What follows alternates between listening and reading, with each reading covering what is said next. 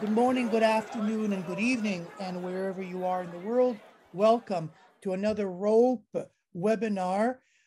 This one of particular interest on why COVID-19 is an inequality virus. It is something that speaks to many of us who work on inequality and especially on COVID. On that note, the speaker today is Zara Liaqat from Waterloo, and there'll be comments by Mario Seccareccia, Professor Emeritus from the University of Ottawa. And speaking of COVID, Mario Seccareccia and I co-edited an issue of each other's journals on COVID. And this is the one, the International Journal of Political Economy that came out in winter 2020 of last year. And Mario and I guest edited this copy of my journal that came out in July 2021, both on COVID. They were both very well received issues. And needless to say, we have gathered quite an interest, and Mario and I both participate, as he was mentioning, at a conference in Mexico on COVID. And so it seems to be a topic that's going to be with us for a while, and only because of the implications that the crisis has raised in terms of economic policies, or the impact of policies and the impact the virus has had on society. And so in that context, I invited our guest speaker today, Zara Liaqat, from the University of Waterloo. And the reason I invited her is as I was doing research on COVID, I saw this paper, and I thought it in a magazine called Public Policy. Is that it, Zara? Policy Options. Policy Options, yes, Policy Options.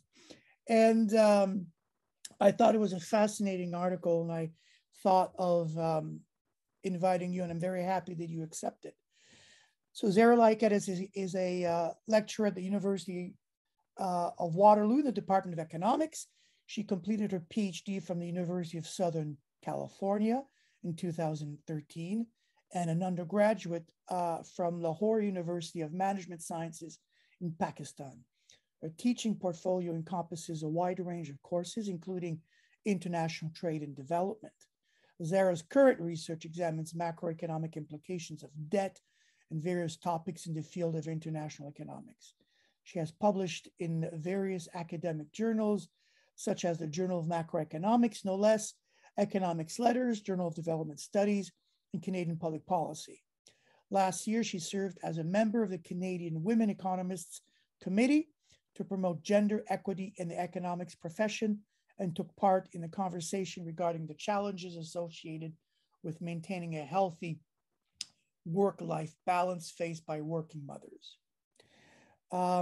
Comments today will be given by a former professor of mine, Mario Seccareccia, who is now Professor Emeritus at the University of Ottawa in the Department of Economics, where he taught from 1978 to 2018 in the fields of macroeconomics, monetary theory, labor economics, history of economic thought, and economic history, subjects on which he has also written quite extensively. He has published over 125 academic articles in scientific refereed journals or chapters of books, has authored or edited a dozen books. He has also edited or co-edited some 45 special issues of journals. Many of these publications are of an interdisciplinary nature and cover many years of political economy.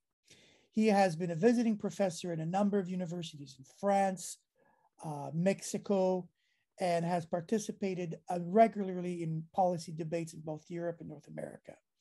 Among other activities, since 2004, he is the editor of the International Journal of Political Economy.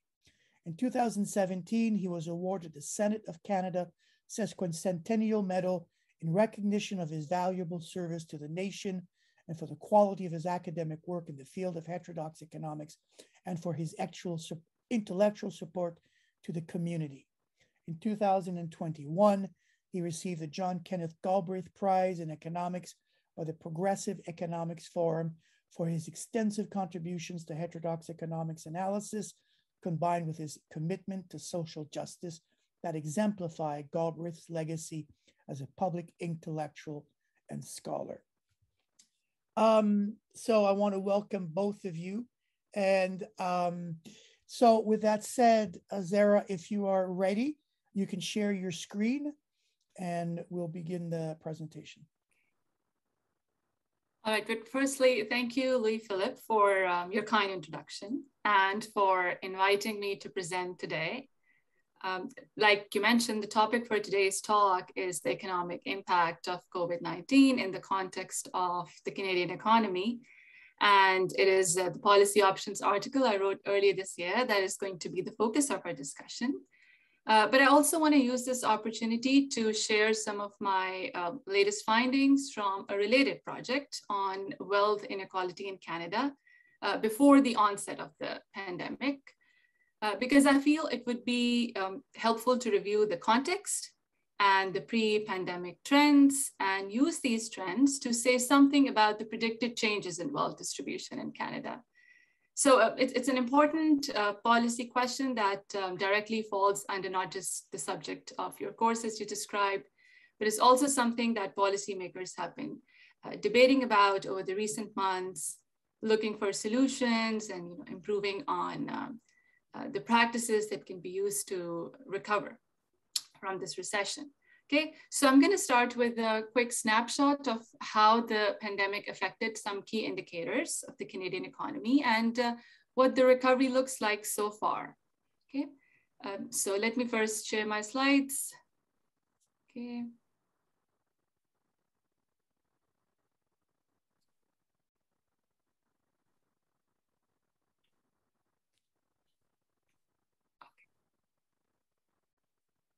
See if we can make it, we can run the presentation. Yes, I cannot run and you're going to have, yeah. Oops, it has all those effects. Anyway, that's fine. Okay. All right.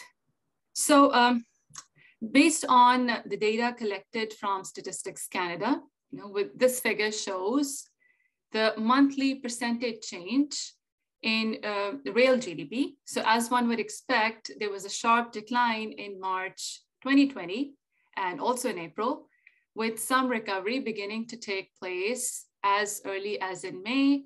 And moving on, the growth in real GDP has been small, but mostly positive, okay?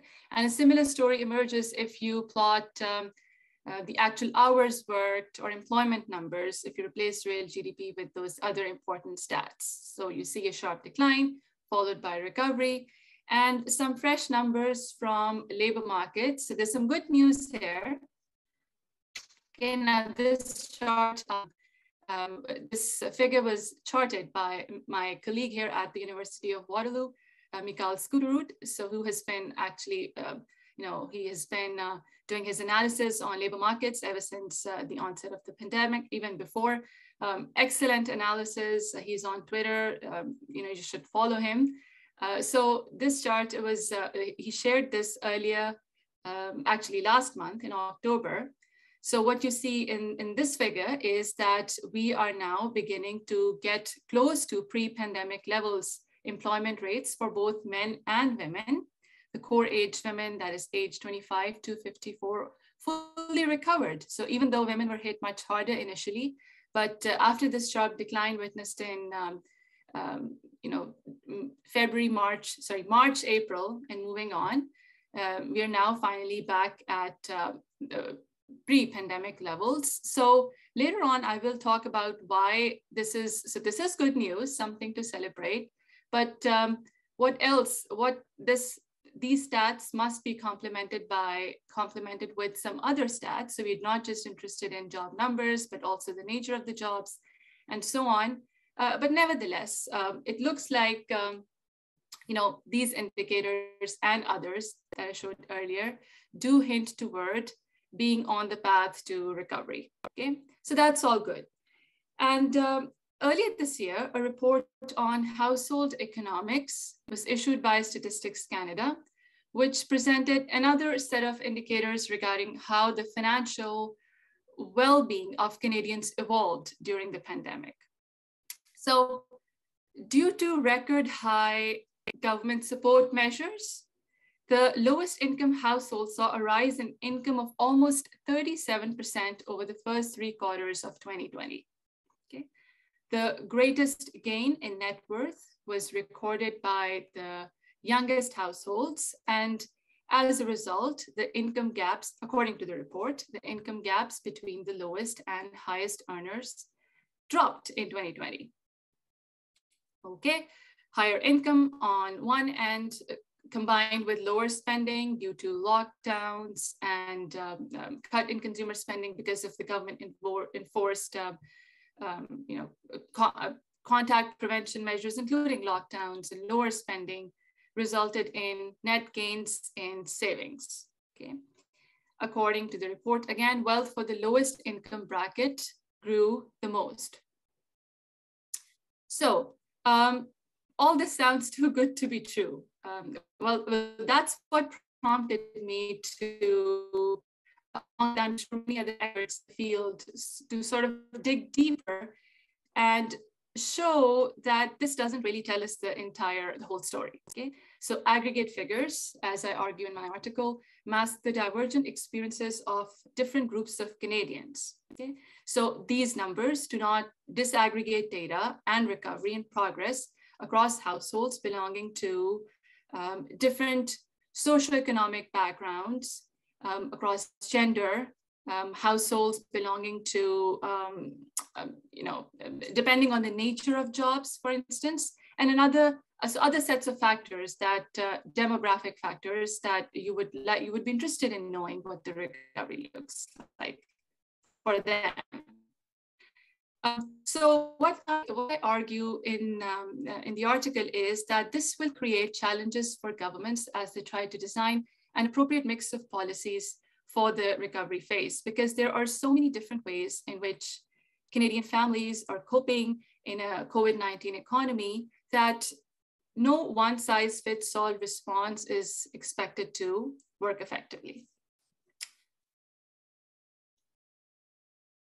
Okay, so let's go back to the time when March 2020 happened. I remember back in March, end of March 2020, I searched are we ever gonna recover from this? And for a second, if you remember that time, for a second, I even thought that, are we ever gonna get out of this mess? I mean, is it really the end of the world? So nobody really knew what's gonna happen. And because nobody was anticipating something like that is gonna happen. So the technical definition of recession is a significant decline in economic activity spread across the economy, lasting more than a few months, normally visible in real GDP, employment, real income, industrial production, wholesale retail sales, and so on. Thankfully, recessions don't last forever. So at some point, recovery was anticipated. At some point, you had to start growing again. So at that time, there was a whole soup of alphabets trying to describe the shape of the recovery. Is it going to be a V-shaped recovery or a W-shaped or a U-shaped recovery, an L-shaped recovery? Okay, so V-shaped recovery would be a sharp decline followed by a quick recovery, and W-shaped recovery would be something like a double dip.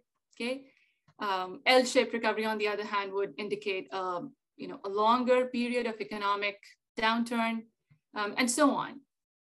So it's that at that time, the idea of a K-shaped recovery curve was also introduced that painted a rather unpleasant picture. Okay, so the idea is that this recovery path is going to bifurcate in 2 directions. Okay, so some pockets of the Canadian population is actually going to benefit from this recession. And on the other hand, there are other individuals and other segments of the income or wealth distribution who will be harmed.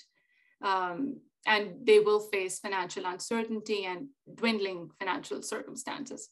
Okay, so who would you expect is going to benefit? So large firms, public sector institutions with direct access to government and central bank stimulus packages were expected to recover much faster, leaving others behind. And those who would be left behind are, the typical vulnerable groups: women, less skilled workers, blue collar workers, immigrants, and so basically the dwindling middle class. Okay, and technology firms and capital firms, large firms, were expected to recover much faster. And on the other hand, you have small and medium-sized enterprises. So the basic idea is that there's going to be an uneven economic upturn, okay, benefiting some parts of the economy at the expense of others. So this K-shaped divide can be described in multiple, often overlapping frameworks, okay? And that's what I argue in the article. So at the forefront of this discussion are the soaring income and savings gap. So this is what I want to talk more about today. I will discuss the other aspects of it as well, but let's start with the income gaps and the saving gaps, okay? So the conventional use of the term inequality, okay, what does it mean? And let's look at the recent trends in income and wealth inequality in Canada that existed before the pandemic. So this data is all the way up to 2018, so before the pandemic, because what I argue later on is that the pandemic has actually resulted in amplifying these financial disparities and worsened concerns about inequality. Okay, so on this figure, it plots the progression of the share of income earned by the top 1%, top 5%, top 10%, and the bottom 50% of percentile of Canadians, okay, in the income distribution. And the two reference lines that you see, 1992 and 2007 and 8, are of course major episodes in the financial markets. So I will talk about the financial reforms, 1992, although they had started a long time before that. But 1992 classified, it is considered to be the year when major legislative amendments were introduced in the banking sector. Okay, and 2007-8 is of course the global financial crisis. So it's not a clear upward trend in rising income inequality, but over this time period, there is a significant increase in income inequality, which has been described in a number of papers. There are a lot, quite a few economists who have worked on this, and they have addressed the causes and the consequences of changes in income inequality. And some have also pointed towards the policy aspect of it. For example, elimination of tax preferences that favor the high income earners, wide accessibility to healthcare and education, and so on. Now, what I don't show here is that the rising inequality at the national level was also coupled with variations in income inequality trends across provinces, and rising income inequality in the larger provinces more so, which resemble the national trends more than smaller provinces. And again, a number of studies have pointed towards the causes of regional differences in rising income inequality. For example, differing levels of development or the industrial mix of provinces and labor market conditions and things like that. So for example, British Columbia or Alberta and Ontario would resemble the national patterns more closely than other smaller provinces. And also, for example, higher concentrations of manufacturing sector was associated with lower inequality, but a higher concentration of service sector in provinces in certain regions was linked with greater levels of inequality. So these were income changes in income shares. Let's look at the saving shares. Okay, so again, many studies, they've shown that saving rates tend to rise with income because of the bequest motive and the precautionary motives. They're stronger for richer households, okay? So in this figure on the vertical axis, as you see, it represents the change in savings to income ratio. So not the saving to income ratio, but I plot here the change so that you can see the trends more visibly, okay? For the top and the bottom, 20%, okay, right? The initial 1999 level is subtracted for each of along the series. So this change, you can see that there is a sizable increase in savings by the rich and a decline in savings by the bottom 20% from 2000 onwards. Why is this important? So let's remind ourselves of what existing studies have taught us. So in a recent research article by Atif Mia, Amir Sufi, and others, the rise in savings. So they claim that the rise in savings by Americans at the top of the income distribution scale is directly connected to rise in income inequality. So they say that growing income gaps between the rich and the poor Americans is related to the twin phenomena of rising debt and declining interest rates since the early 1980s. Okay? So what they show is that the increase in savings by the top 1%, which they refer to as the saving glut of the rich, has not been accompanied by a rise in investment, and instead, this saving glut was absorbed in less conventional manners through dissavings by everybody else and dissavings by the American government. Okay, so this is very interesting, and what I argue is that things were not very different in Canada. Okay, I mean, let's look at the financial restructuring reforms that took place in Canada of the late 1980s and 1990s. Engert and others in their 2017 study provide a nice summary of this restructuring process.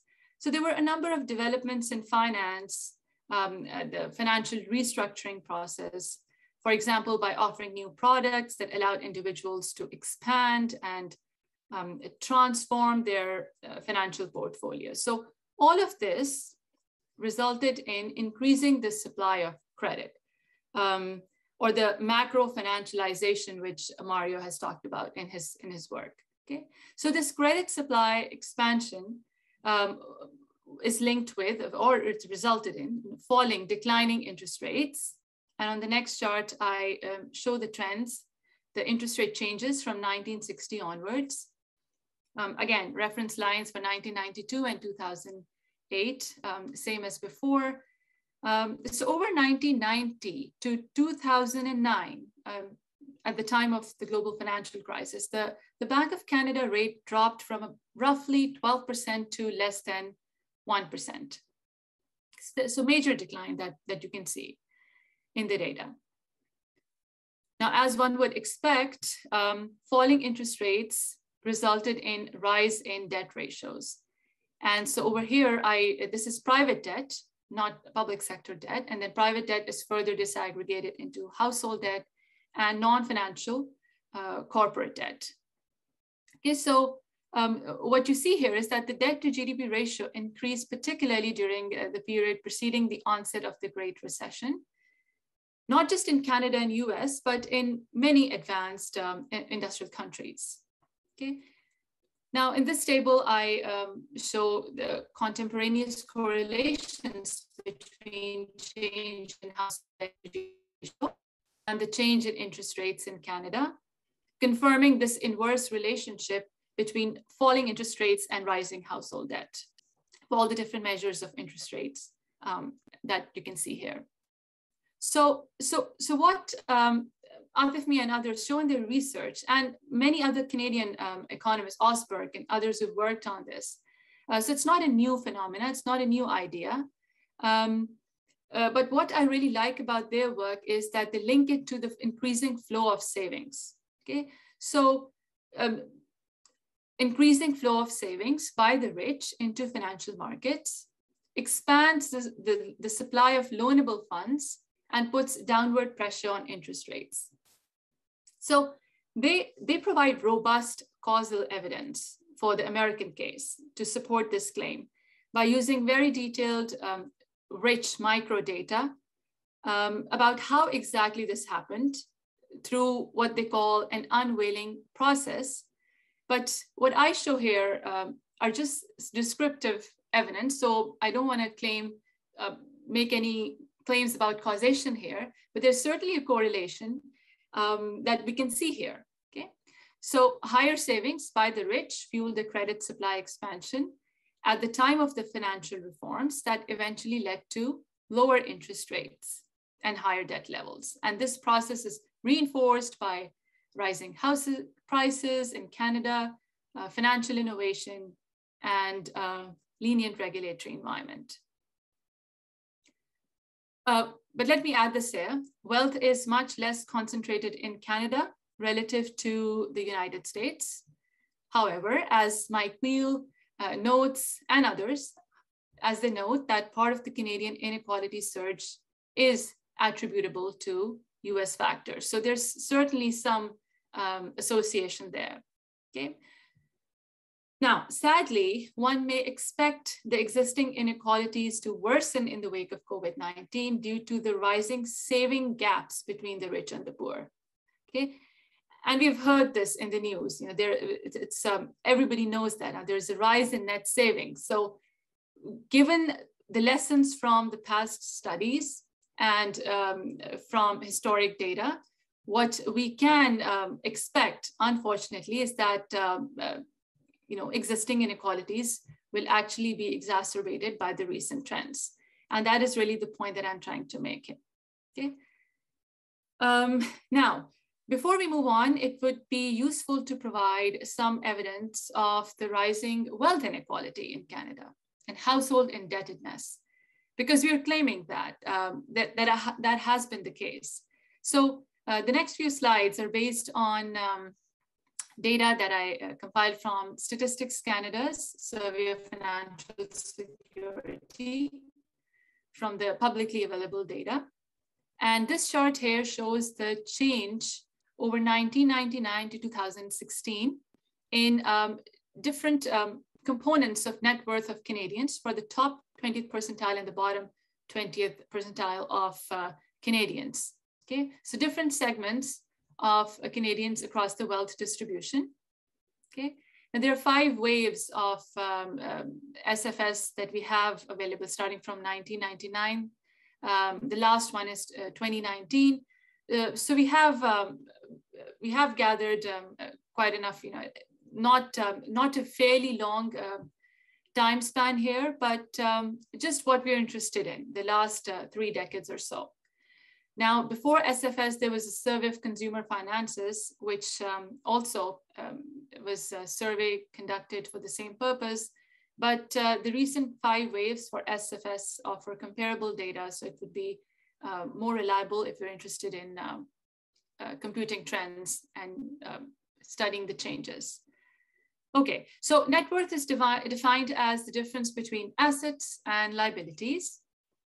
Assets can be further disaggregated into financial assets and non-financial assets, real estate, for example. Again, for debt, it can be classified as mortgage debt, residential mortgage debt, non-residential mortgage debt. So lots of interesting things going on if you disaggregate mortgage debt data for the rich versus the poor, and then non-mortgage debt and so on. So the difference is the net worth. And notice the scale on the vertical axis, okay? So what we see is that there are not just stark differences in the rates of accumulation of net worth, but also in the types of debt. And so on the next slide, I show for all the 5 waves so that we can compare to the first year, 1999. So we have total assets, we have the total debt, net worth, and these numbers are scaled by national income, just for the purpose of comparison, okay? So overall, if you look at the first panel, okay, the top panel indicates that there has been a steady accumulation of assets and net worth by Canadians. But if you compare across various segments of the wealth distribution, it reveals that the accumulation has been rather uneven. Okay, so although there has been a rise in debt levels of both top and bottom 20%, the accumulation of assets and net worth has been much higher for the wealthier Canadians. Okay. On the other hand, not only has the net worth of bottom 20%, as you can see here, remained negative throughout the sample period, there was also a reduction in net worth in the second and the third waves compared to the first one, right? So the scale of accumulation has been rather small, even though it did become positive eventually, as you can see in these numbers here. And then another point to note here is, if you look at the different mechanisms through which the top and the bottom accumulated wealth or otherwise, then there are very interesting differences. And so for the bottom 20%, if you witness a high debt to asset ratio, it is also indicating that debtors who are unable to service their debts, fulfill their debt servicing obligations with their income may find it harder to do so if they lose their job, for instance, through asset liquidation. Okay, so that's another important point here. Now, in my paper, I describe some more detailed trends regarding the components of net worth, the types of assets and debt, the data availability for the bottom 20%. It's not as great as for the top 20%, but we can still make some interesting comparisons. So there has been a rise in household indebtedness, fueled by the easing of lending conditions. We've seen that an upsurge in credit supply is linked with higher debt levels and to a transformation of the net worth of Canadians. Okay. There certainly seems to be an association between income and savings and wealth inequality in Canada. And so the aggregated assessment is likely to mask key differences across the wealth distribution. This is the main takeaway from this table here, because if you look at the aggregate numbers for an average Canadian, it seems like they're accumulating wealth and net worth and savings through higher growth in assets compared to growth in debt, but that's certainly not the case for the lowest bracket. Okay. So now, with all of these background trends, the onset of COVID-19 has left many Canadians facing financial uncertainty. So on one hand, you have those richer, university-educated Canadians who are saving more due to lower spending on travel and entertainment, and many have used their home equity to buy recreational properties or new homes, which are better suited to their remote working from home situation. And so these trends together suggest a further widening of the savings gaps and the net worth gap between the rich and the poor Canadians. Okay. Now this is where I wanted to show this chart here. Okay. So this is from Mario's article, right? Now, when I wrote this article, this was back in April 2020, and so I don't present any figures, any data for based on 2020 or 2021 data. So when I saw this chart, I was actually very excited. I included in the last minute because this is what we were projecting, and this is what happened. So this is another language which I probably don't. I think I do know what the red line is. This is for the bottom 20, not 20th percentile, maybe 10th percentile of the population, maybe 20, not sure. But what we see here is certainly the saving rate, so the household saving rate total and by income quintile. So the lowest income quintile is where you see this savings and a rise in this saving. Okay, so this was interesting, sort of confirming what many predicted even before we had this kind of data. Okay, so saving gaps, income gaps is just one aspect of the potential K-shaped recovery. I also want to talk about some of the other aspects. So for instance, the real estate market. Okay, so this K-shaped divide is also noticeable in the Canadian real estate market, which has helped sustain the fortunes of the older and higher earning Canadians. So for example, according to one report, the high-rise condos increased only slightly in value compared to the more popular low-rise homes, okay? And intergenerational income mobility, according to a report by Statistics Canada, has also declined. So the probability of becoming rich if you're born in a poor family has also declined over the past 2 years. Okay, and then a somewhat more obscure impact of the pandemic is on the marginalized groups. Women have borne the brunt of the crisis, primarily due to unpaid caregiving responsibilities, widening the gender gap, and increasing the likelihood of them pulling out of the labor force altogether. Okay. Then an uneven picture also emerges if you compare high versus low paying jobs. Okay. So for example, hotel cleaning staff, hospitality service workers, retail workers, many of those jobs were lost, while there was a surge in high wage jobs, and companies and the sectors which could sort of capitalize on pandemic related trends and pay even more wages to those who were already earning higher wages. Now, very interesting research by Matthias Cortez at York, along with the US-based co-author that I attended, I think about 2 weeks ago, where now that we have all that data coming in, so they were able to show how the initial brunt of the recession, the crisis, and then the recovery, how it varied so much across different occupations in the US, and also across different demographic groups. So high wage versus low wage jobs, as well as Black, Hispanic, as opposed to white employees in different occupations. So I'd be happy to share that article. I think it is available online, but if some fresh numbers where they sort of confirm what was expected going into the health crisis. Okay, so many small businesses have been forced to shut down, while companies that could function remotely, they capitalized on pandemic-related trends, they're booming. So that's another story, another way of analyzing this K-shaped recovery.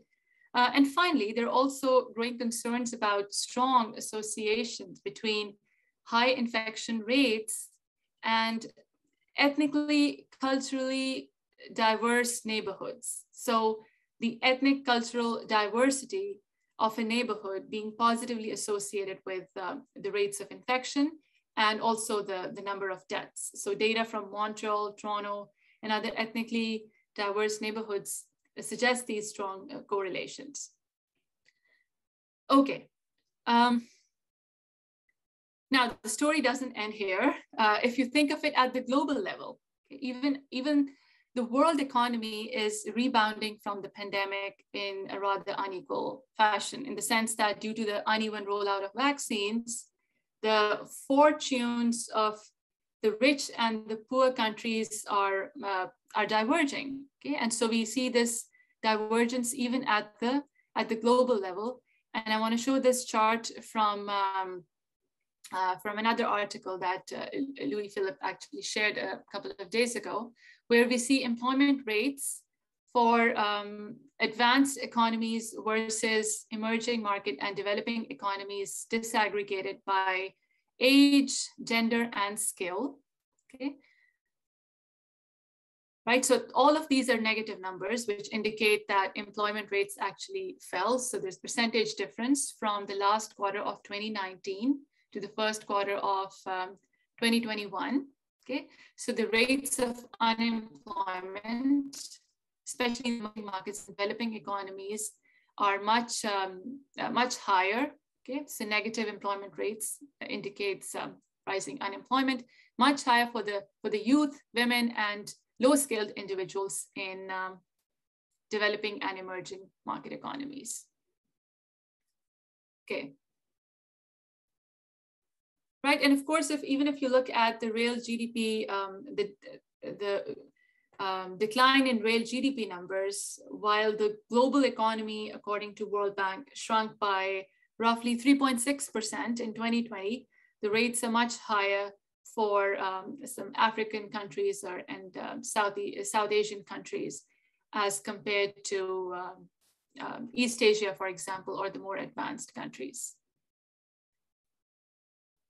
Okay.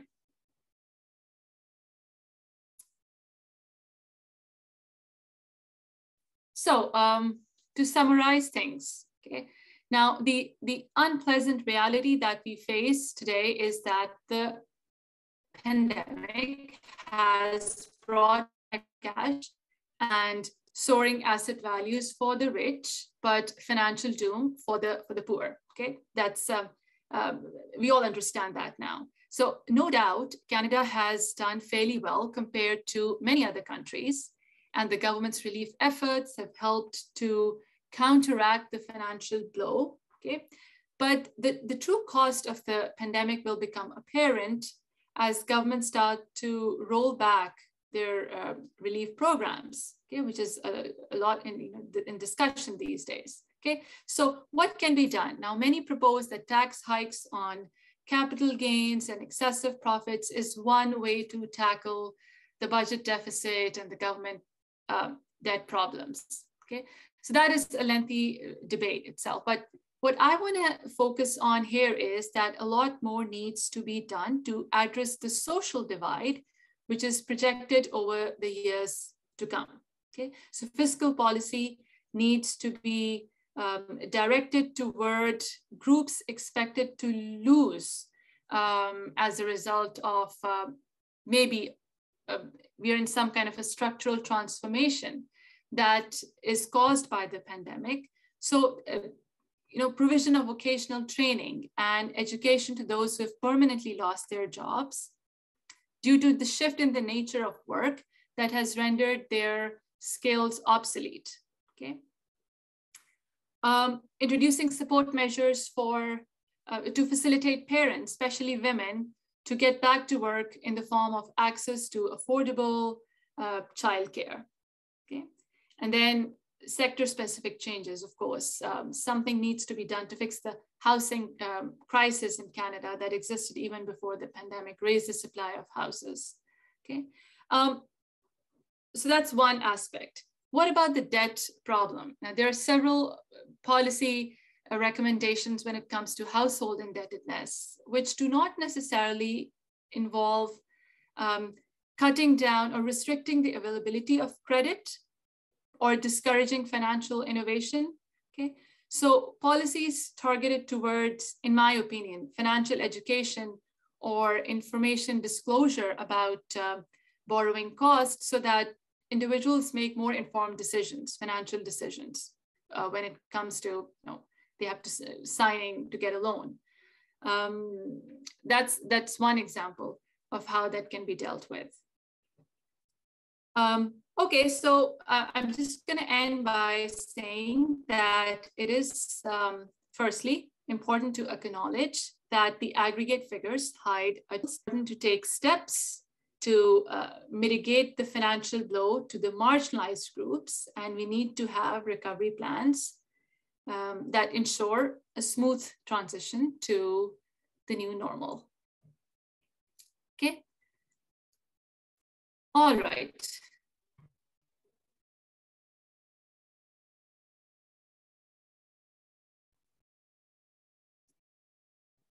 So we'll have Mario comment on yes. the paper. It's really funny. We've been using Zoom for 2 years and I still don't know. I still forget to unmute myself and I don't know. Okay, well, thank you very much. If you can stop sharing your screen, that would be great. I don't know if Mario has any, if he'll speak or if he's got any things to share, but I'll turn to him now. First of all, thank you very much. And I really appreciated it, your presentation. And I think speaking as a professor, one of the things that I thought was exceptionally interesting here is to, you know, when we teach macro, depending how you teach it, but, you know, in conventional classes, you shift an IS curve and you know, do all that. But what you've done is shown that we have to look at the disaggregated economy and how it affects different people. And I had never thought about it, but different neighborhoods and different. So I think that if there's one thing that students will really take from this is that of the very limited way we tend to teach macroeconomics in schools and even textbooks. So thank you very much. That was, I think, a great takeaway for students. Mario, if you have anything to share. Yeah, I do, but let me just begin here now. I do have some charts. Actually, one of them, Zara showed it already in a sense, but I'm going to have it in English rather than in Spanish for one thing there, but also to give you the updated one, which is quite different. That's what shocked me yesterday when I looked it up there and dug out the data. So let me begin, however, first by saying that I thoroughly, enjoyed the your presentation, and I appreciate it very much.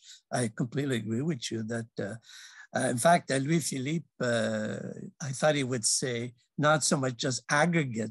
Obviously, that is an issue in itself, but the fact that in the way in which much of the mainstream economics models the world or economy around us is based on some kind of representative agent, that is otherwise, we're all, the same, and which is completely absurd. And of course, this is exactly, I think, what you've shown there is that we're looking at not only individuals who have different incomes and whatnot there, but literally are in a very different position, whether it be in terms of technology, in terms of class, is access to credit, you name it, every one of those are, in fact, there's no representative agent there at all. It's a different groupings. We could, in fact, regroup people in many different ways. So I completely agree with you in that sense.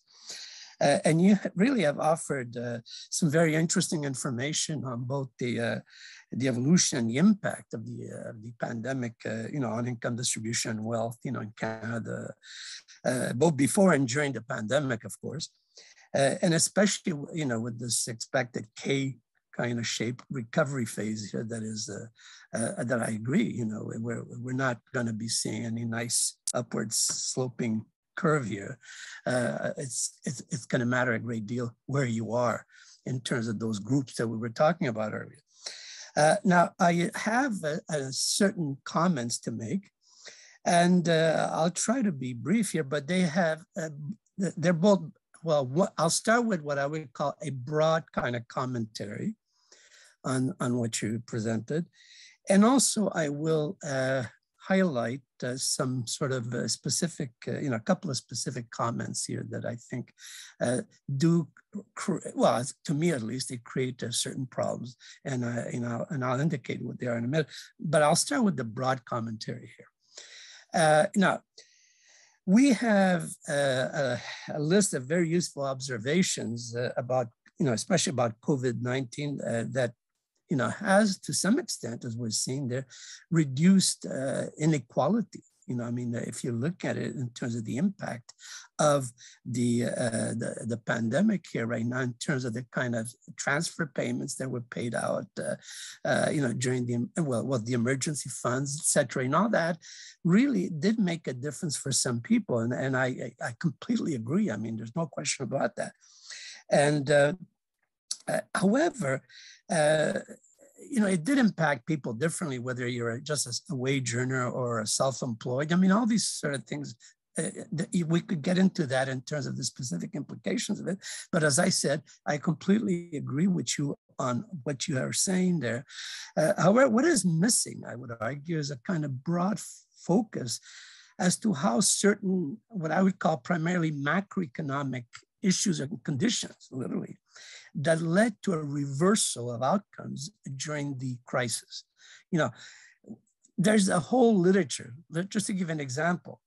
There's really a long-standing literature on how globalization, let's start with that one, okay? I'm going to give you a whole list of what traditionally, okay, people have said in terms of generating inequality, or inequalities, and what happened during the pandemic that may have changed that. So let's start with globalization.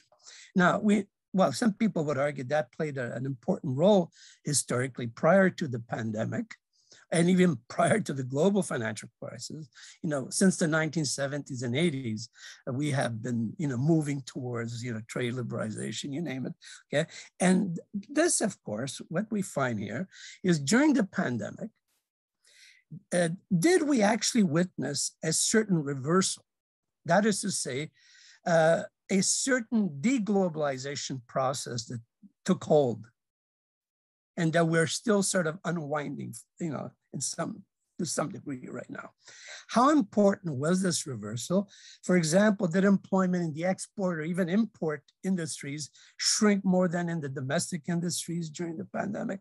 As I said, that's one aspect that it would be interesting to know what you think about it in light of the actual arguments that have been traditionally put by all kinds of people, in the profession here, both, as I said, both the critics of the mainstream, even within the mainstream, okay? In much the same way, there's a long literature on how fiscal policy of especially what I would call long-term austerity here, fiscal restraint, that took place, let's say, especially prior to the global financial crisis, but also to some extent, it was starting to go back to that after the financial crisis, as I'll show in a minute with some of the data here that I have. And given the explosion, let's say, of budget deficits during the pandemic, and especially federally here in Canada, was this reversal of broad macroeconomic policy important here? Now, you do kind of implicitly, in a sense, discuss that, by looking at the outcomes in terms of, effects on savings and all that, but you're never really kind of, embedded in this literature out there that would be useful for anybody who's looking for a way to link things up here. And in fact, we know from the Godley equation, and I'd like to share a screen here, just give me a second here and I'll get this down here.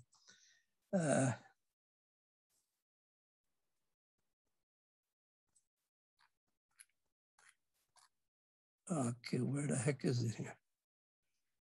Oh, here it is. Yeah, I just sort of pasted a few charts here that I had. Okay, well, this one is a rather obvious one that I had already in that paper that Louis-Philippe sent you here, which we also discussed, which is obvious. I mean, this is just about the fact that if we look at household disposable income, there was a huge shift, a big change here, and it came because of transfer payments that just grew, tremendously during the crisis. I have here the 100 being the index that I just sort of started somewhere in 2018, first quarter, and then looked at the evolution, okay, of both real household disposable income and real gross national income. And obviously, gross national income completely collapsed here, but if you look at disposable, real household disposable income, it kind of shot way up there. I mean, they completely bifurcated during that period. So, and this, of course, has to do with this whole issue here of the if you look at sectoral lending or net lending and borrowing here, by different sectors of the economy, I just look at the household, the corporate, and the government sector. Well, it's pretty obvious here that if we see a complete reversal, it may have something to do with the way in which the government, spending here completely, as you can see here, if you look at the dark line here, this is where we had the period in Canada where we had a long, during the late 1990s until the global financial crisis, where we had essentially, we were targeting surpluses almost, during that approximately 12 years or a dozen years.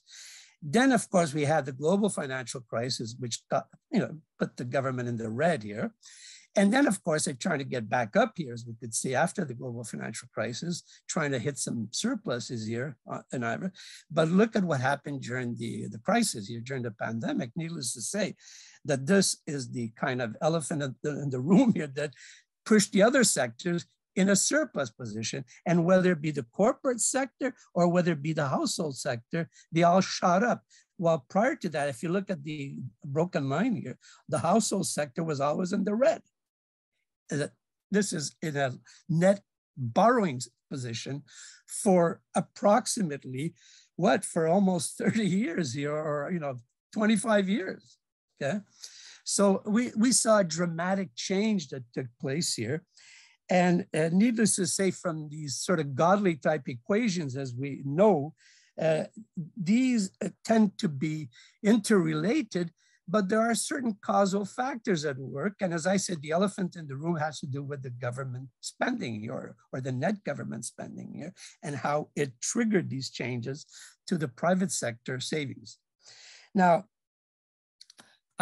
elsewhere, as I said, that this may be associated with a kind of temporary definancialization because of the sharp decline of household indebtedness that ensued here as a result of this huge increase in government deficits, okay? Now, the same thing if you, another area where, as I said, I'm just gonna stick to the broad issues first, and then I'm gonna nitpick a little bit on the specifics. On monetary policy, did monetary policy play a role in reducing either income and wealth inequality?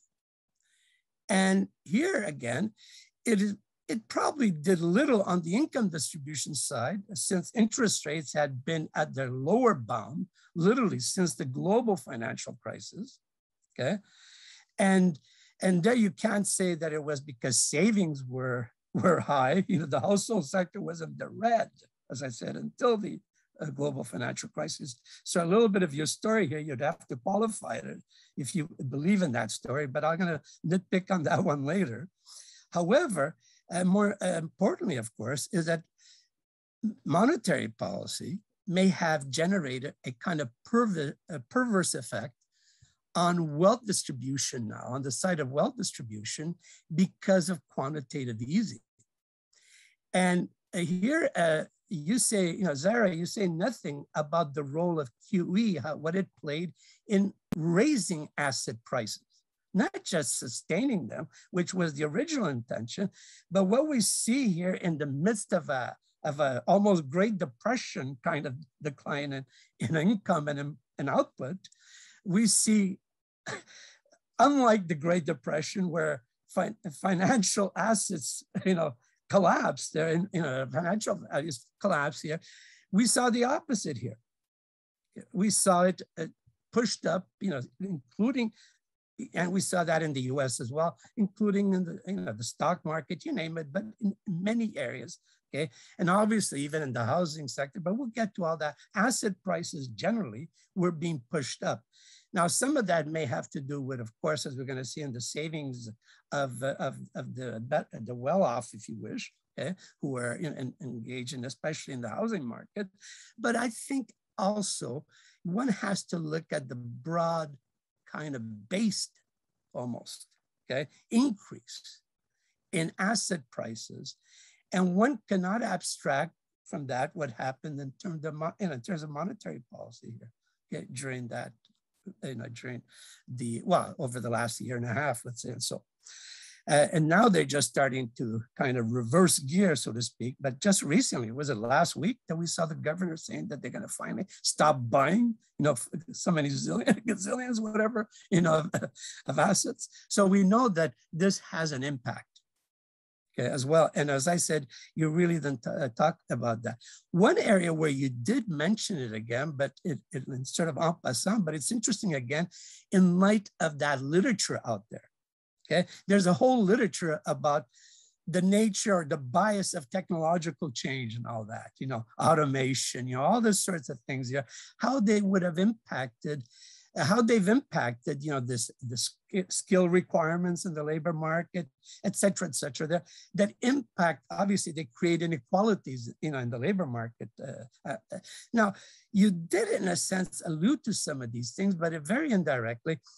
And obviously, again, it's important to take note here that there was a pretty quick adaptation of new technologies that created what I've referred to elsewhere as a kind of modern putting out system in the service sector, especially in the communication industry and education. What we're doing right now, we're able to work from home, let's say, okay? So here we had these adaptations that have now, what's the impact of that? Who is benefiting and who are the ones who are the losers? Again, it would have been nice to be able to link them up that way for that, for the purpose of, as I said, linking it to a broader literature, okay? So those are all of these are longer term factors here that existed here prior to the pandemic that one could sort of better embed your arguments or some of your analysis to sort of shed better light on what actually was specific historically and in perspective here with the pandemic. Now, second thing, and here I just have a couple of more, very specific comments to make here. Only some of the data in your presentation was actually available for 2020 on income distribution, as some of them go back even, before the pandemic. Obviously, you have a lot of that information that is really not of the pandemic, of course. Now, some of that was not available at all for 2020. Some ending in 2019 or even early, but some of that was only available for part of 2020. For instance, you affirmed that there was an almost 30%, a 37% rather rise of the income of the lowest income groups, but only for the first 3 quarters of 2020. Now, I have no problems with that. I mean, I buy what you found there. It's not because I'm questioning it anyway, but given my shock, literally, when I looked at this data yesterday, I have discovered that we cannot easily take the average of the first 3 quarters and generalize, for 2020, let's say, as I myself did, in fact, in that paper that Louis-Philippe sent you. And in fact, I'd like to show you this here because it is a problem. This is what you showed. As I said, they're in English now, at least you could, But if you look at this, what I found when I was looking at this is the actual data goes back to March the 1st, but it was sent to me at the end of March. And I kind of worked with it just to, to make sense of it for the paper that I finally wrote up for this conference in April. And if you look at the actual series here, of course, it's, you can't really see very well, but there's actually significant fluctuations. It's just that, because of the elephant here, which is the lowest quintiles, okay, that is impacting on how the others are going to be showing. So they are relatively more stable, but in fact, even those were fluctuating somewhat here. Now I won't even start to go through the details of that, but just to show you the obvious thing, which is for the lowest quintile, we were seeing that the rate of indebtedness, if you wish, because this is a negative savings, if you wish, it's a dis-savings rate here for the lowest quintile, was literally barreling down throughout the last 20 years, okay? And it had hit bottom just before the pandemic, pretty much, Okay, it had kind of plateaued there or whatever. It had bottomed out there rather. And what I found at the time from the data that was made available for those 3 quarters was that there was just a slight change. There was no big impact. Okay, so my conclusion at the time was, wow, I mean, there were those who were really benefiting here. You could see all the other savings rates, net savings rates shooting up here. Okay, the highest, you could see the slope. Yeah, they're all very similar, but then you get to this one here for 2020 and it's barely moving upwards a bit. It barely made a dent. Okay, now the problem is if you look at the annual data that is now available from Statistics Canada, it's almost the opposite. What you could see here is that the slope of the lowest income group, actually those people it really reduced their indebtedness here. Look at where it was reaching almost 120 here of their household disposable income, okay? And it shot up to around, what is it? Down, up, whatever you want to call it, to about minus 45 or 46% there, yeah? And all the others here, you could see here, they're all getting close to, or some of them surpass the 0 line here, okay? And actually the highest one is flatter. I mean, it's not as steep as the others, okay? So in a sense, it's almost the opposite of what I was getting from the 3-quarter average, which is mind-boggling for me in the sense that I'm gonna have to deal with this because this is like, you discover that what you said, well, not that it impacts much on the overall argument, but at the end, I thought what I said was that we seem to have missed the opportunity for a significant definancialization because because as we were seeing here, there was very little impact on the indebtedness of the lowest income groups, the 20% lowest, while in reality, it was significant here. Okay, it didn't get them out of debt, but it was let's put it this way, it made a significant dent there, on what happened during that pandemic, which is interesting. And in a sense, it says something about the importance again of fiscal policy and why, one should, make a case for it, that it did lead to a certain degree of definancialization, okay, especially for the bottom group here. Okay, now okay. Now one last thing, and then I'll stop. Third issue here, I have a hard time with what I think may be in your own head here is the theoretical model that underpins your conclusions. Now, the most important, which to me was like waving a red flag in front of a bull here almost, okay, is where you talk about the rising savings of the rich putting downward pressure on interest rates. Since you're implicitly assuming here that interest rates are kind of, market determined sort of variable out there. I think Louis Philippe here and myself come from a tradition where on the one hand, we don't believe in this kind of loanable funds theory stuff. And what we argue basically is that these are essentially the interest rate of the central bank is an administered price, if you wish, in the sense it's set by the central bank.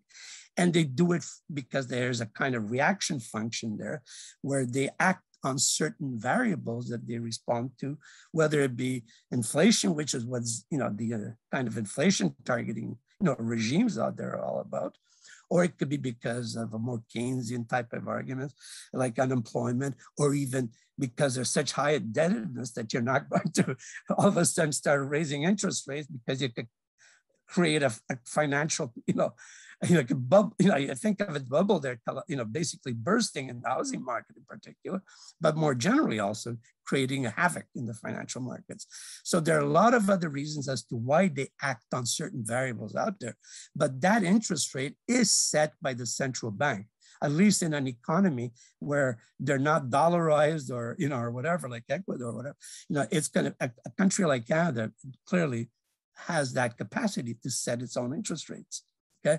And therefore, no matter what happens to savings, okay, it's not that that's going to be impacting on those interest rates. It will impact on the spread of interest rates in the economy.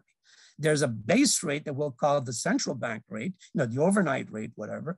Those spreads could widen or narrow, and you could have the term structure moving in all kinds of ways because of their policy, and also because of these changes going on in the private sector that you enumerated, but not that interest rate itself, that kind of base rate there. That's the anchor in the system, and it's not going to change. It's a purely administered rate. I'll stop there and we could have a discussion later. I'll just stop sharing the screen here. Okay. Thank you, Marie. And I thought it had frozen. And can you see me? I seem to have disappeared. It froze up. Okay. Now I could see you and hear you. Okay. You mentioned our tradition about interest rates. I should point out that Hassan Bougrin is yes. as well. Yeah, and we used to say that Canada is limited, the Bank of Canada is limited in its ability to set interest rates because of what's happening in the South and because of the value of our dollar. But, even in that respect, I don't think the value of the Canadian dollar is of particular importance these days, especially. Okay. We have a pure float. So clearly, if we have a pure float, it means that the central bank can choose the interest rate it wants almost, Exactly. Okay. Obviously within some sort of, but anyways, I'm sorry. Yeah. Okay. So Zara, I will invite you to comment. And before you do, I just have a question, because we hear a lot in the news right now about the Recession. and at your very first slide, I think you said, women unemployment rates. I'm not sure if it was employment or unemployment rates, but they're back to pre-COVID levels. And it struck me as being, our friend Armin has been making a lot of, has written a lot about the Recession, and I was wondering what you thought of this concept of Recession. We're all very okay with accepting it, but that first slide sort of raised a question for me. So I'll first answer your question, and then I'll go to Mario's comments. So when I presented that second figure, where you see the employment rates for women back at their pre-pandemic level, so that was great. That's good news. But what I wanted to mention, I think I completely overlooked it in my presentation towards the end, was that we should not just be looking at the job numbers, okay, but also the nature of jobs. So we're just not interested in not just creating jobs, but also good jobs. And it is important to realize that even though employment rates, employment numbers present now an optimistic picture, especially across gender when you look at it that way, but there's still, at least according to the October report, the number of jobless individuals, including both men and women, that there's still at least 1.5 million of individuals who are searching for a job. So there's a difference between being unemployed and being jobless. So the way you define labor force is, individuals who are actually looking for a job, but then jobless individuals, it tells you a different story. So although from September to October, the number fell from roughly 1.8 million to 1.5 million, there's still a whole, there are pockets of the Canadian population who are still looking for work, so we know that there is, we see those help wanted, now hiring signs, and at the same time you have these individuals who are looking for work. So the mismatch of skills required by the employers and offered by the workers, that is there for sure. Okay, so that is what I basically imply when I'm saying that, when I say that we are not just looking at job numbers, that should not be the focal point here, but also the nature of jobs, good jobs, productive jobs. And so for a lot of women, so that is good that the employment numbers at least present an optimistic image, but there are certainly women who have completely withdrawn from the labor force. And that is probably one aspect of looking at the recession argument there.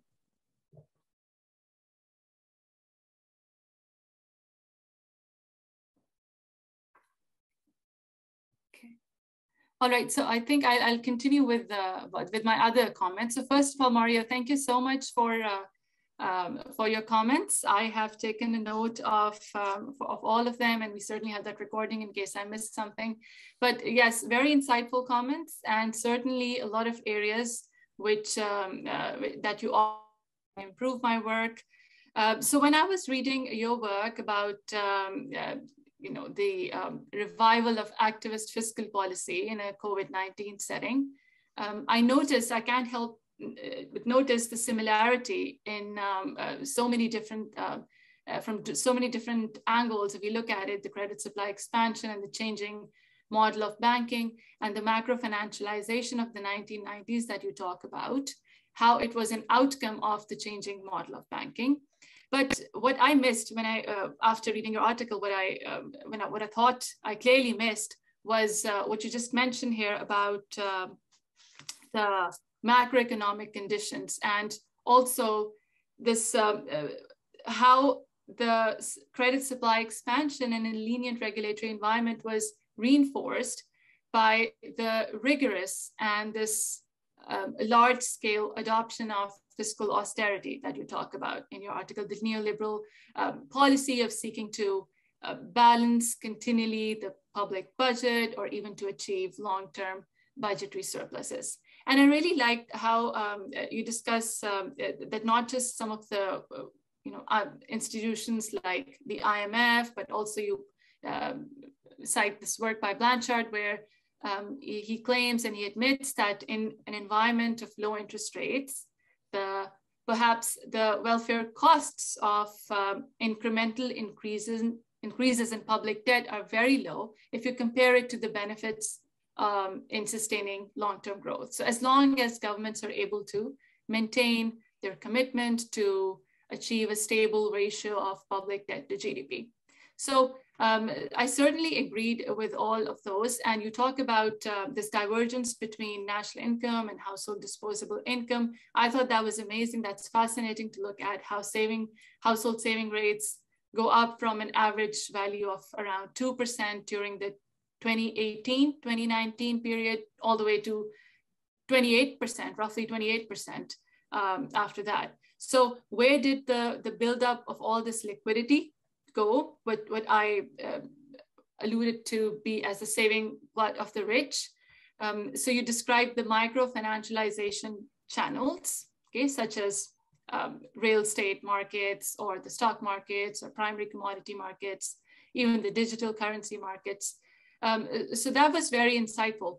And the last point that you mentioned, how the current crisis could have generated a slightly different outcome, the missed opportunity, if income support and therefore the ensuing savings would have been more favorably skewed towards the lower income groups.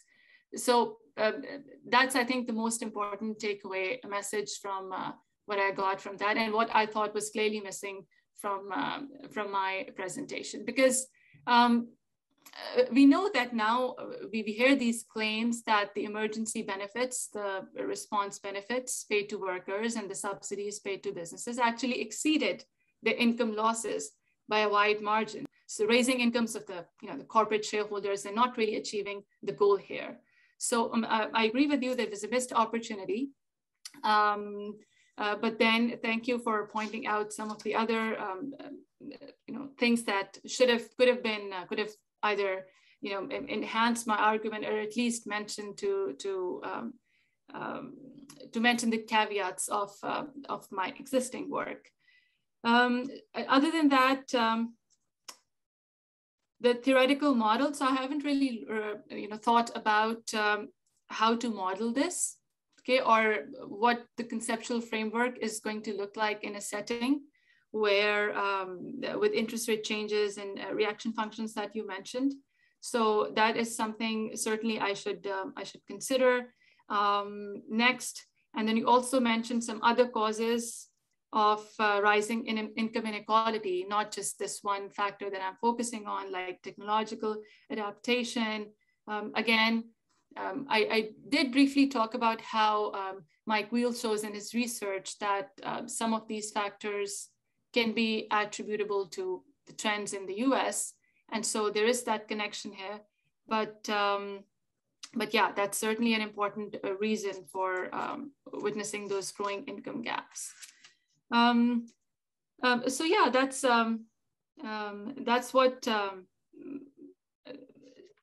what I thought I could thank you for, and really honored to have you comment on my work. So thank you for your feedback.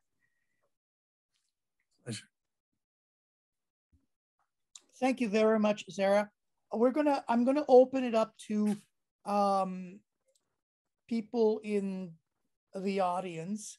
I'm gonna go first to the students and give the students an opportunity of asking a question. If you do have a question, please raise your hand like we do in class.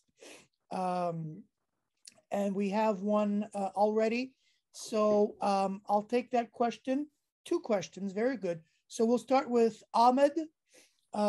If you want to turn maybe your camera on so we can see you as well, that would be great.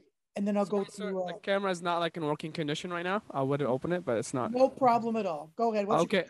First of all, I would like to thank you, Zara. That was pretty cool. And I have a question here. It's targeted at all the professors in here, so it's not like only Zara can answer this question. So my question is about the US. So the US government about 3 weeks ago was running into a problem regarding the debt ceiling, and the government almost shut down the government, but they managed to raise the ceiling again. Do you think that the US will run into the same issue again, where they're not able to pay the interest on the bonds it's sold to the investors? And will this issue cause a default or recession? Also, I would like to add here, I heard that there might be a new law that will tax unrealized gains. I think it will cause a lot of harm. What's your opinion on this? Thank you. Okay, for the debt ceiling, why don't I go to Hassan to bring him into the conversation if he has anything to say about the US debt ceiling. Hassan? If not, we'll go to Zara or Mario.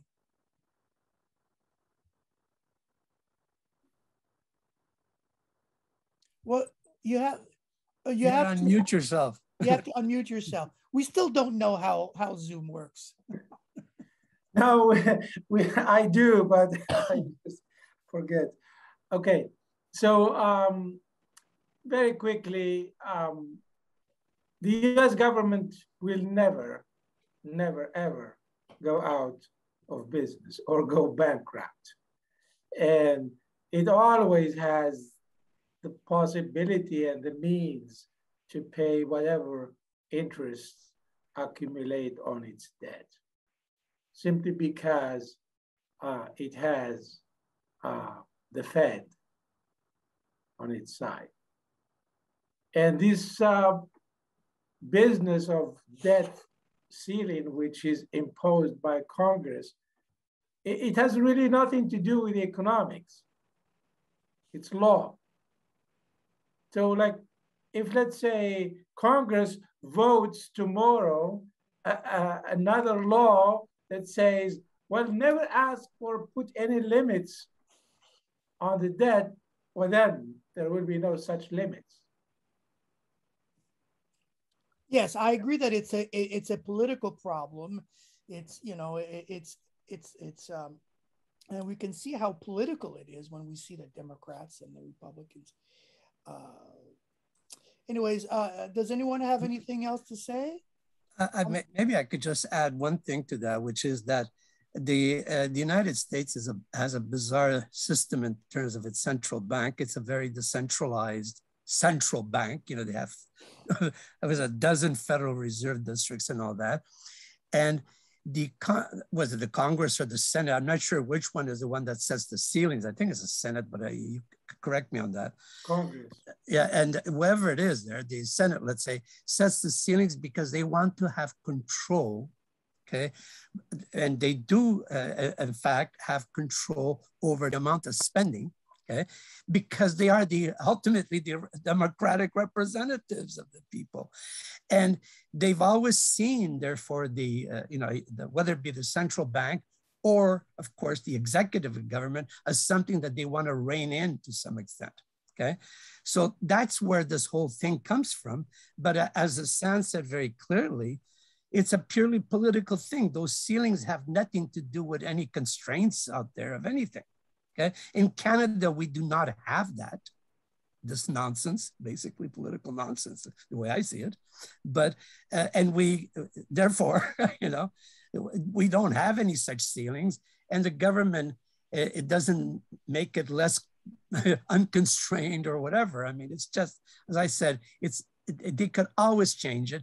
But as I said, in the case of the United States, because the executive power is so centralized, and then you got the Senate and the Congress trying to rein in and control that to some extent, and they have all these checks and balances that do that. One of them happens to turn out to be this silly law about debt ceiling that I don't think exists anywhere else in the world, literally, debt ceilings. But maybe, I stand corrected. Thank you. Cole, do you have a question? Yeah, I have a question for Zara. So actually, it's for Zara, but if any other professors would like to answer, that's okay too. So just kind of doing some of my own research. According to Stats Canada, the unemployment rate for non-visible minorities was much lower than that of visible minorities.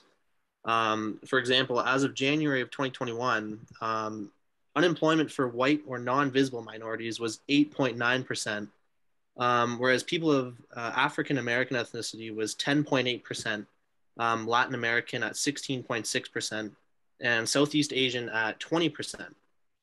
So given the fact that you said demand for lower paying jobs was much lower compared to the demand for higher paying jobs during the pandemic, do you think that this data actually reflects a racial inequality gap regarding to access of higher levels of education for minorities, as well as access to higher paying jobs for minorities?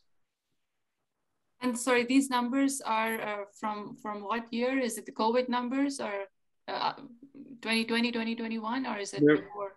They're from January, as of January 2021.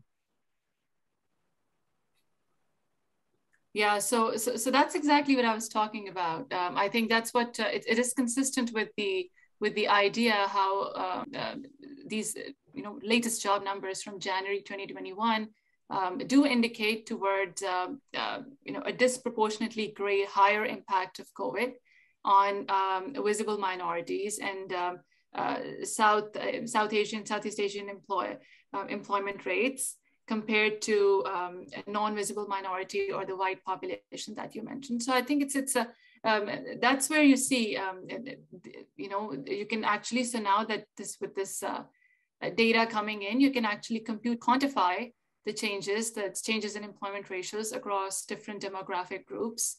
And these employment numbers actually point toward, the same argument of the K-shaped recovery, so to speak.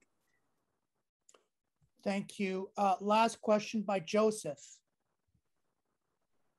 Or another question by Joseph. Hi there. First of all, I just wanted to say thank you very much for your presentation. I really enjoyed it. So my question's directed at you as well as Professor Mario. So it's evident that Western societies, like the governments, have abandoned post-war Keynesian principles, as Professor Mario is saying, and they've embraced more neoliberal policies. So I believe over the past few decades, it's been more of a policy, like policymakers have been on the forefront for just trying to fight inflation, achieve full employment. And it's almost created like a destabilizing factor for the income distribution and income inequality. So do we need to stop having these such neoliberal policies, such as inflation first? Because COVID was created within the system, and as of right now, it's going to happen again without such economic policies changing it or like trying to stop it. So what type of policies do we need to implement or change so income inequality doesn't worsen, especially for minorities and women and et cetera? So let me just interrupt here and say that it's a good question.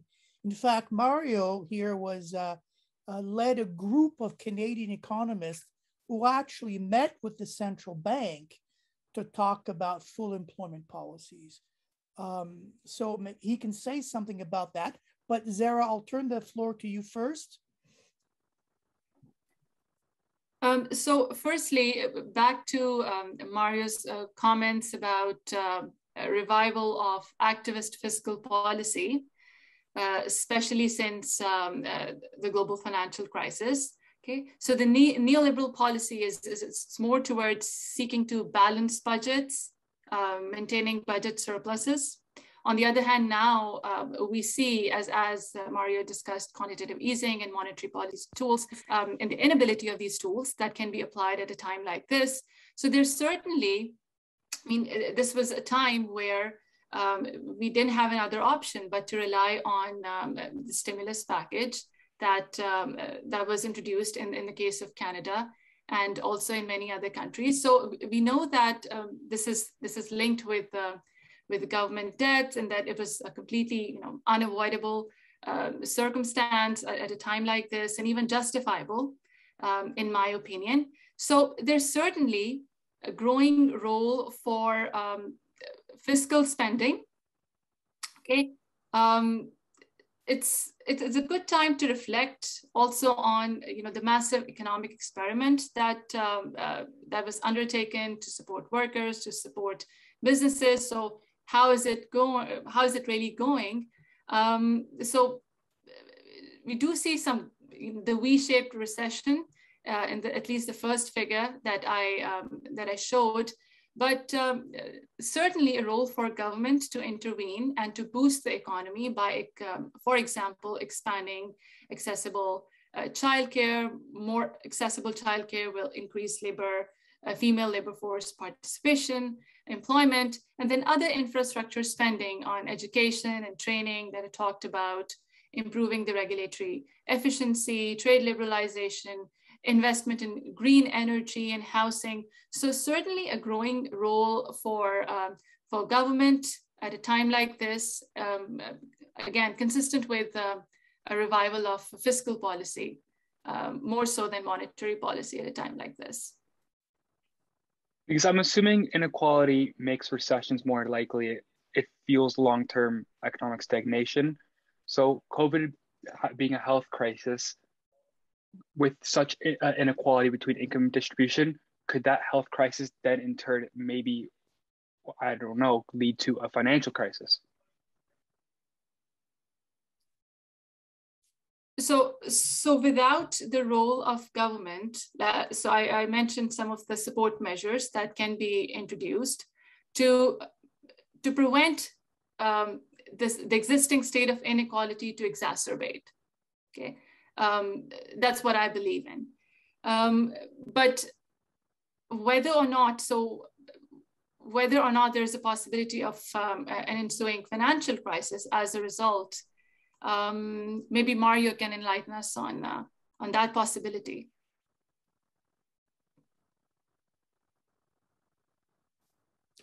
I'm not sure to what extent here, but I'd like to maybe begin by saying that perhaps Joseph, you've been reading a paper that I wrote there for the Galbraith thing, because I mean, much of the origin of the kind of problems we have here, including the financial crisis, we'll get into all that in more details, but I don't think we're going to go through all this.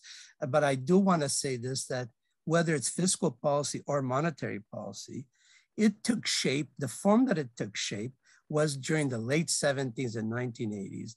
And it was based on what I would call here primarily a false, kind of assumption, to put it lightly, or more of a lie, I would say in many ways here, okay, that the inflation rate that we had in the 1970s and early 80s, not the double-digit inflation rate, had been caused primarily by irresponsible fiscal and monetary policy, and that promoted high employment, or what I would argue be type of post-war full employment policies.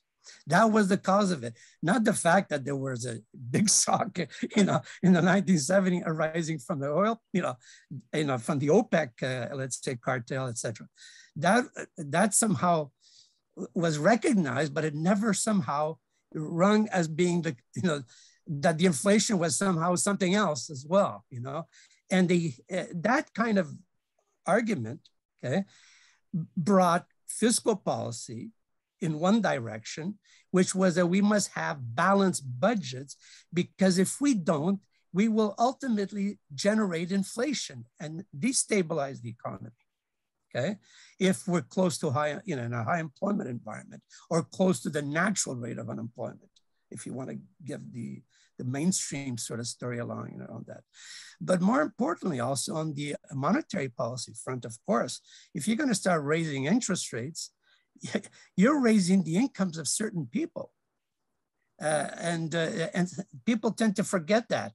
In fact, I recall when we met with and I recount that in a paper that Louis-Philippe knows, when we met it was in 2019 at the end of April, with Carolyn Wilkins, who was then the deputy governor of the Bank of Canada, and brought up our concern about income distribution, because we were fighting for the idea of a dual mandate for the Bank of Canada, not just solely, stick to the inflation targeting kind of regime, and being solely concerned about the inflation rate. And we also brought up the effects that this has on income distribution. And she categorically denied that and said, no, we do not. We are neutral when it comes to income distribution in anything that we do. And she believed that. And I understand her reason, because in that kind of world, in that framework, okay, that they have in their head, okay, in that bubble there, so to speak, all they see is that interest rates are a technical thing. You raise them when inflation goes up, and you bring them down if you're going towards a deflationary environment. Okay, you don't consider the the interest rate here as, in fact, an income as well. It's not just a cost for business enterprise that would impact on their decision to go into debt, all that. Okay, now, and you could see therefore the consequences of that, which are that we have now, since they had given up until the pandemic, literally, largely, except for a small period during the financial crisis, okay? From 2008 until approximately 2010, under Harper, who clearly was swallowing a pill that was bitter for him, because he was certainly not in favor of deficit spending, but even he was promoting it at the end of 2008, under pressure, at the time, clearly, but he did so. And obviously reverse gear by around 2010 at the G20 meetings in Toronto at the time. He with Angela Merkel went, a different route again, going back to the balanced budget needs.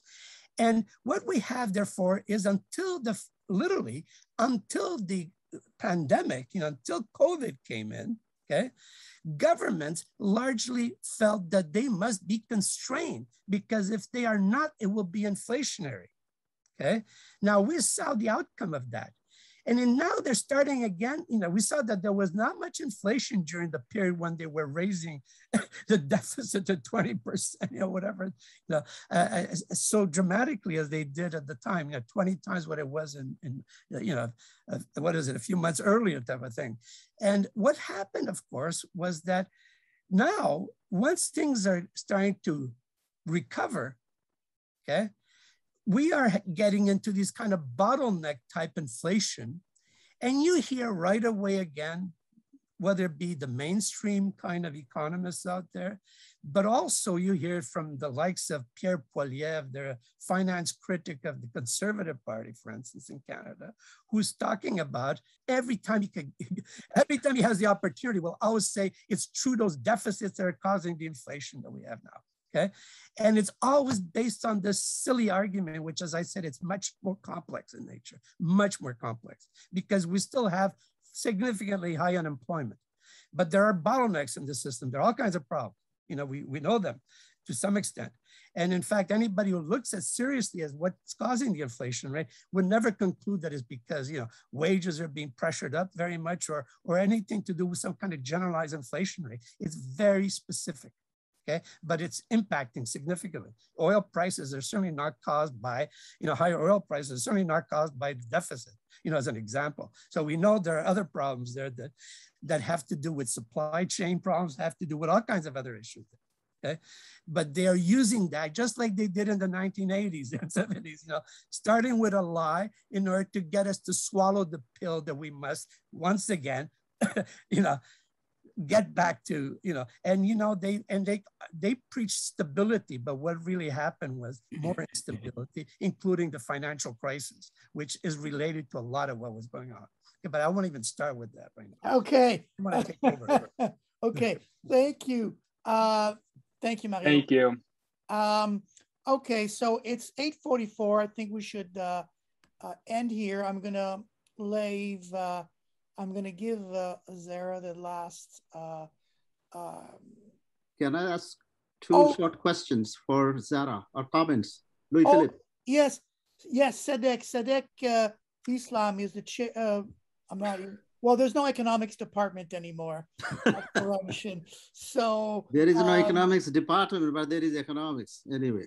There is economics, no economics department. Okay. We were rated the worst university in Canada last week by Maclean's. So lots to celebrate. Yes, Sadek, your question. Yeah, just one or two comments.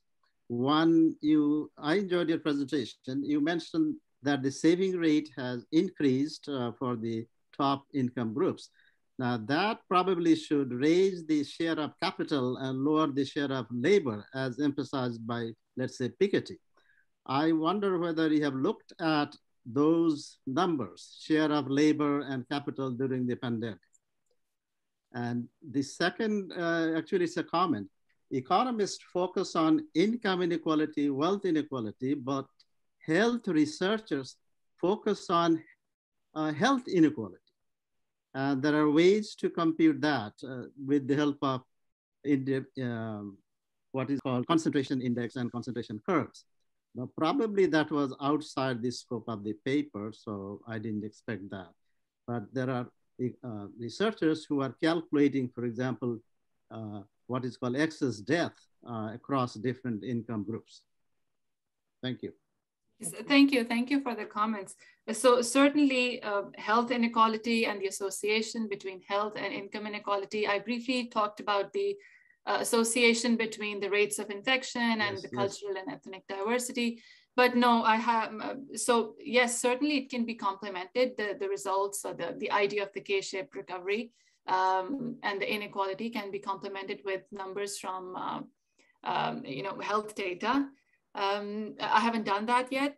And also for the capital versus labor shares of income. So the same, that's exactly pointing towards the same direction. And I know Mario has talked about in his work, he has talked about how the inflation targeting and how it has made the poor poorer and what was the initial goal and how it has resulted in an unequal distribution of the national income pie.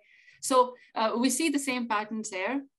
Certainly labor income shares shrinking and the income shares of capital owners and interest shares in the total national income are going up.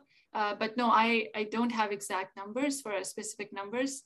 I have seen some numbers from the US data, but I haven't done that for Canadian data yet. Okay. But thank you for your comments. Yeah. Thank you. And I'll give the last question to my friend Ilan, since it's so late for him. He deserves a question. Thank you so much. I have just two questions, small, and one comment. First of all, the comments. The direction of the causality does not running from the credit supply to interest rates, as Mario pointed out, rather from declining interest rates to credit supply, especially because of the higher sensitivity of household for the demand for credit. My question, in a chart you showed the top income shares, top 10 and top 5 and bottom 20, but how is it possible that top 5% has a higher or sometimes equal income shares to top 10? Is there a mistake, or I am mistaken? I don't know. I believe it's probably because the figure plots the change in income shares and not the income shares. Maybe that's why you see those numbers. Okay. Yes, I can take a look at it again, but it's the change in shares from 1982, the first year, okay? And so the change could be equal or even different. If it were changed, it's okay. Then about the composition of assets, Peter Scott somewhere argues that the lower income groups has a higher tendency to have fixed income financial assets such as deposits and government bonds, and the higher income groups has a higher tendency to have stocks and other high risky financial assets in their portfolio. Do you have some data for it? You have only showed the change in these compositions, but not plainly their shares. And based on that, I have a question to Mario. If the low income groups have a higher fixed income,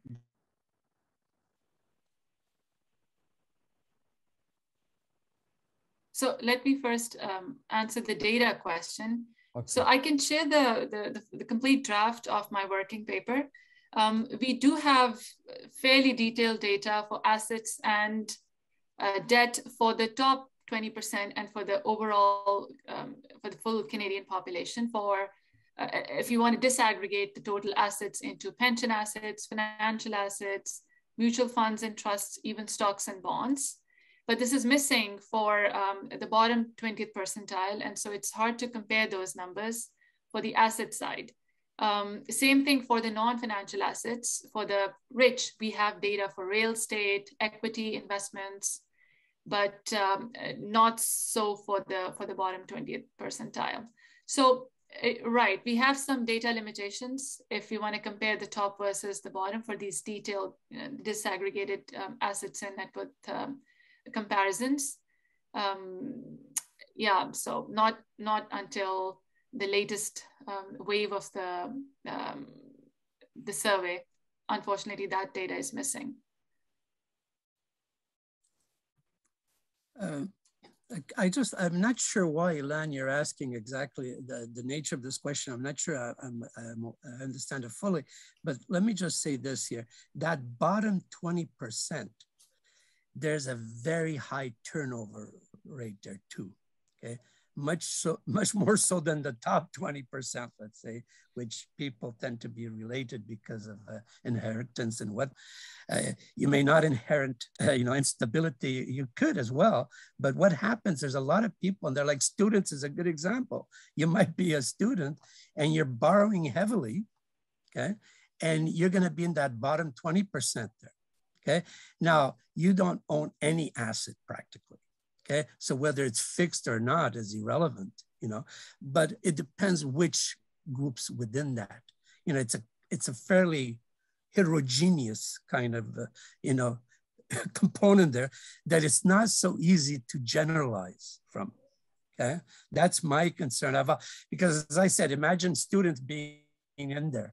Okay, obviously, once they get a job, they'll probably find themselves within the middle to the high income groups if they're successful. Okay, and but in the meantime, they're going to be stuck in that for so many years, during their let's say the university or whatnot. So this is why I'm saying that. But there are others instead who are really stuck in there. Now, those people are stuck in that really low income, the ones who work at McDonald's or whatever, if they're literally stuck, because we see at McDonald's, not just students, we see some pretty senior people there who are working there right now and who clearly they are just surviving the way I see it. I don't think they do it just for fun. Okay? And therefore, this to me, as I said, they're all in that same category, but they're not in the same kind of situation at all. And with regards to whether or not it's fixed or, I mean, needless to say, if you're working at McDonald's, if you have any savings whatsoever, which I don't believe you will, okay, but if you were, you're certainly not going to engage in the stock market, purchases. You will essentially try to keep some money in the bank and hold on to it as much as you can for the rainy day that you will inevitably, be confronted with, when you need it. But honestly, it's difficult to say too much about that, that level. They have figures there that I'm not familiar with. Honestly, perhaps Zara has looked at it more, but the specific composition of that group itself here is not one that one could easily generalize and say, therefore, that they're going to be holding, very tight, very secure assets, because they don't. Most of them do not have any assets whatsoever. I mean, the fact that they're in a negative, net savings there, and are permanently almost stuck in that level, means that they will not be they don't have any wealth to start off with. Okay. And the ones who are more privileged, who have like university professors that have pension plans, they contribute to that. Okay, again, those are in the higher income groups. In fact, pensions already are for relatively well-off workers. The ones who are poorly paid have none of those. Okay, and so I'm just saying here is that I'm not quite sure what you're getting at with that, but I honestly, as I said, it's very difficult to generalize, from for that 20% at the bottom there. Okay, thank you. Zara, I'll give you the final word. Just this last comment by Mario. When you talked about student loans and debt to asset ratios in particular. So the high debt to asset ratios for this lowest wealth bracket of individuals who really have like a big chunk of their debt is really in the form of residential mortgage debts. So it makes them also more vulnerable to swings in the housing prices and also fluctuations in the mortgage rates. So that's an added, factor that you need to take into account. Just one last comment about indebtedness in general. So we've talked about it. It's very tempting to think that debt is bad. We've talked about productive types of investments which governments can make to make a better use of debt, to enhance long-term future sustainable growth rates in the long term. But I think the same principles apply at the household level as well. And it's important to consider the other side of the balance sheet as well.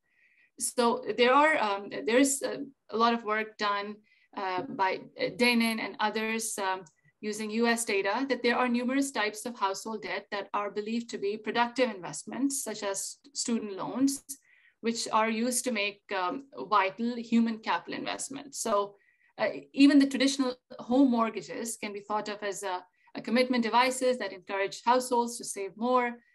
So there are possibly significant advantages of both household and corporate debt that need to be taken into account for any long-term evaluation of the consequences of private debt. Thank you very much. Okay. Well, thank you very much to everyone. We had a good 2-hour presentation and discussion. I want to thank my students who asked questions, who asked interesting and important. I want to thank the faculty who have asked questions, Mario for his comments, and in particular, Zara for a wonderful, wonderful presentation. We will stay in touch. And in particular, if you do work on financial markets and inequality. We should have a discussion on that. Thank you very much, everyone. And to my class, I'll see you next week. Bye-bye. Thank you, everyone. Bye-bye.